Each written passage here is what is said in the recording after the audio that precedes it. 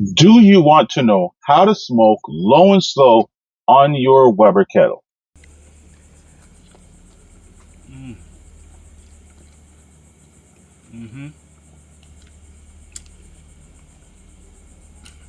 This is 50 out of 10. What's up, everybody? My name is Kunchi, and I know you guys have seen around the internet this thing called the snake method. In this video, we're going to break it down. We're going to show you fully slowed down how the snake method works, what it's good for, and how you can do it at home.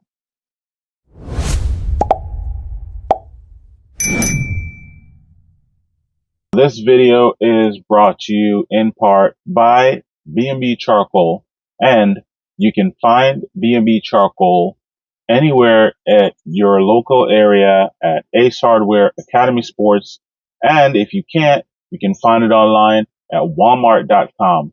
Oh, and your local Walmart. Now, if those places don't have it, I'm going to pin a couple options on this video so you can shop for it where it's most convenient to you. Back into the meat of this video. Today we are using the B&B oak briquettes, the new briquettes. These are made exclusively in America, and we're also using some B&B mesquite chunks. Today on the menu, we have pork shoulder, chuck roast. We are also going to do some elotes. We're going to do a pico de gallo. We're going to make some homemade tortillas. It's a taco Saturday. So I hope you guys are fully strapped in and ready for this video. Now let's get to it. So as you guys can see right now, we are setting up the snake method to cook low and slow. Now we're cooking on the 26-inch Weber Kettle Master Touch. This was sent to me from Weber, and I've been using this for over a year. Absolutely love this thing. Now you guys have seen a lot of my short videos doing the snake method on the Weber Kettle 22-inch, and you'll notice that there's a difference. In the 26-inch, we have an extra row, a third row, and because we're cooking in a bigger chamber, this 26-inch needs one more row of briquettes to get us to the temp that we want and to stay there. If you only use 2 rows of briquettes in the 26-inch, you're not even going to make it over 200. So a third is definitely important. Now, all of these things that I do in the snake method are based on where I'm at, the weather, and the temperature, the elevation. I'm here in Florida, so we have no elevation at all. So make sure you try this at home and adjust it to what you need. Try it. See what works one day, and the next time you know what to improve. Now we have the 3 rows laid down, and we're putting the B&B mesquite wood chunks halfway around this because we're not going to be smoking these unwrapped the entire time. If I was doing a brisket, I would have wood chunks all the way around. Doesn't hurt. If you want more smoky flavor, you're going to get it. And as long as you are not smoldering your wood, you will not get dirty smoke taste. I do have a fully breakdown video that I'm going to pin in this video of how I set up the snake method, how it runs, and explaining everything in detail. You can also find that up on my website, or go get my book, Wrangling Fire. It is linked in the description below. It's on Amazon. That is my fire management guide. Now, I want you guys to drop a comment down below what you think about the snake method, and let me know if you've used it. Let me know if you're skeptical. Just let me know. Drop it in the comments. I want to hear what you got to say.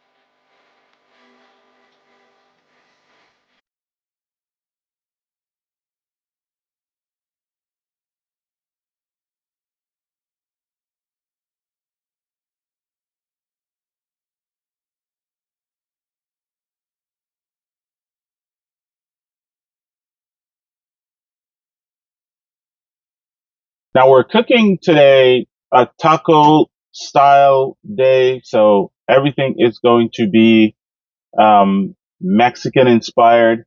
And I know you guys want to know what flavor. If you've been following me for a while, you know my seasonings drop this year. So today it's all about the Blaxican. We're going to show you the versatility, all the uses, and we're doing everything with the Blaxican. We're putting some in the pico. We're doing guac. We're putting the Blaxican on both the meats. We want everybody to taste the Blaxican. We're going to get some feedback so you guys can hear for yourself. The Blaxican fajita seasoning and all my rubs are available here in my YouTube store, on my website, on TikTok shop, on Instagram, anywhere. You can even find them on whiskeybenbarbecuesupply.com.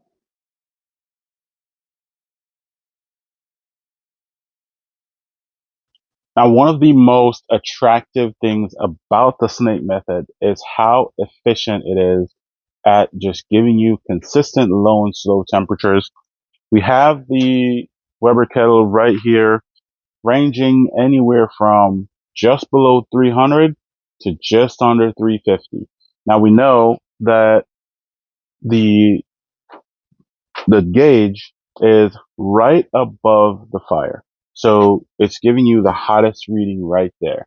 On the opposite side of the grill where the meat is, it is completely different, about a 50 to 75 degree difference on the minus side.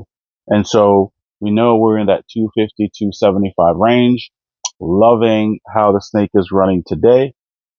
Man, I can't wait to show you guys what we are cooking up right here.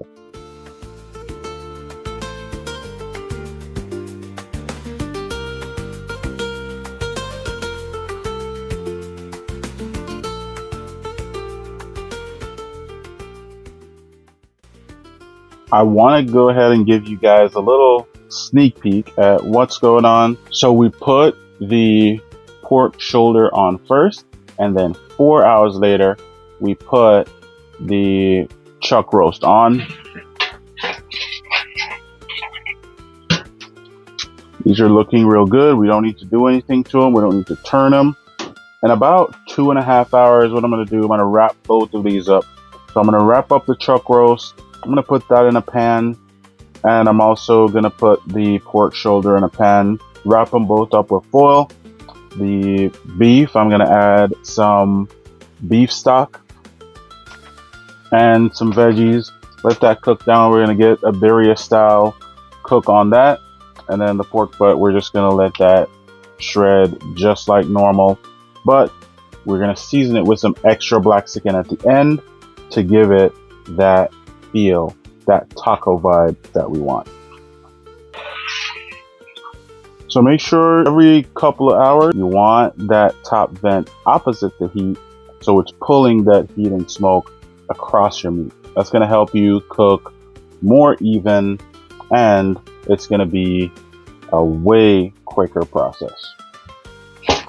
Make sure your lid is locked in tight. See you guys on the next check.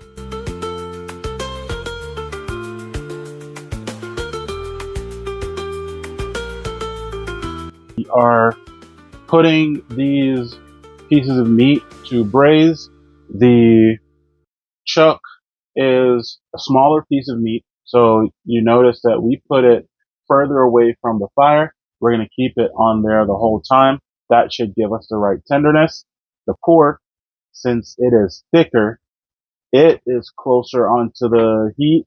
The chuck is in some of my homemade beef stock. You can see how I make that up on my website. We got some veggies in there, and that's going to make a really nice birria style sauce for that. Later on, when we pull that out and we're shredding, we're going to add some more of the Blaxican seasoning to both pieces of the meat. So you guys stay tuned for the rest of the cook. Right now, we're going to be working on the sides. Smooth like the ocean, oh yeah, oh yeah. Her she takes help but stir. Like a sunrise lighting up the night. With every sway, she brings the world to life. Feel the heat, feel the fire, let it take control. Lean against the story, let it unfold. Oh, the rhythm of a Latina, can't you see? Her heart beats in time with the melody. So we have the meats right here. The pork has been cooking for 11 hours now, and the chuck roast has been cooking for 7 hours. So,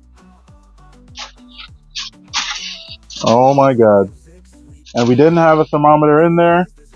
So look at that. We are 206. Yep. 207. 212 on the chuck.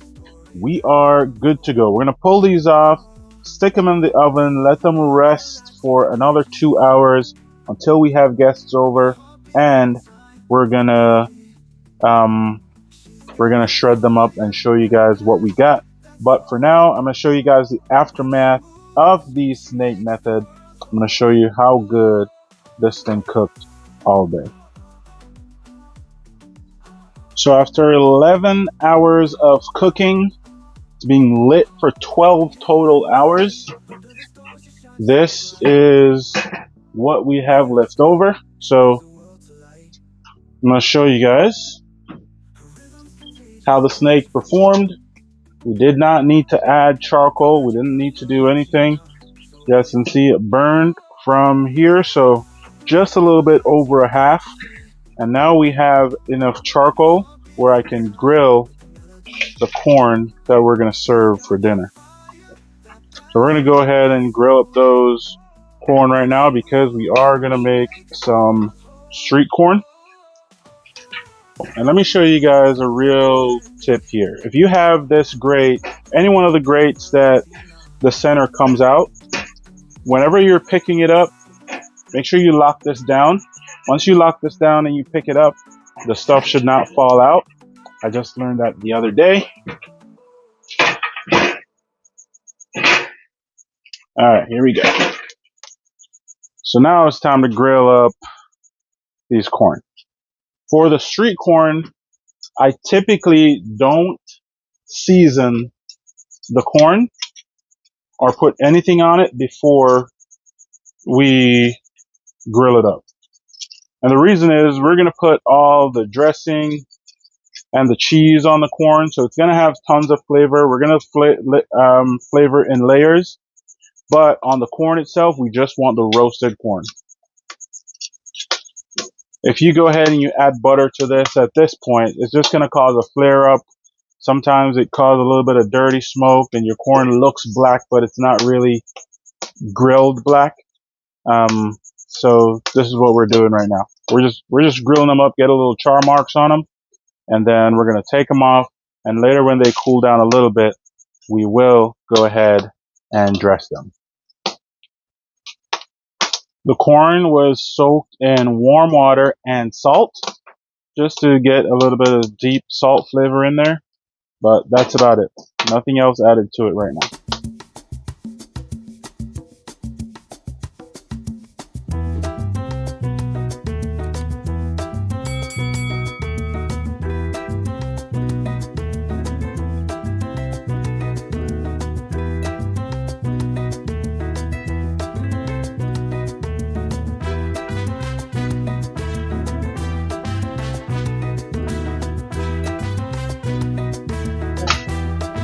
Put a little butter on this tortilla. We're gonna try it.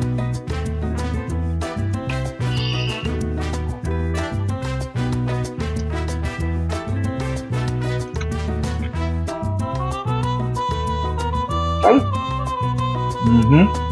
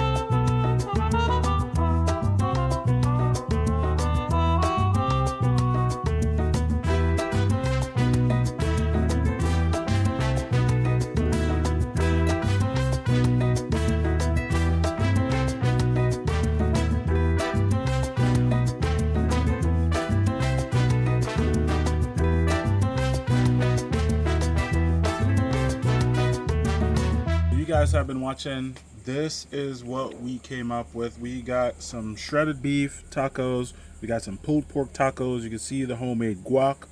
We got the pico on there, the rice, the street corn, and got one roasted jalapeno. And these are the homemade tortillas as well. All of this will be down in the description. The lime juice, you know what I mean?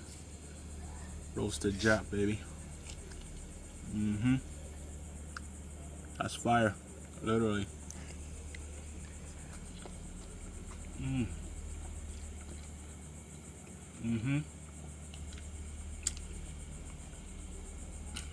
This is 50 out of 10.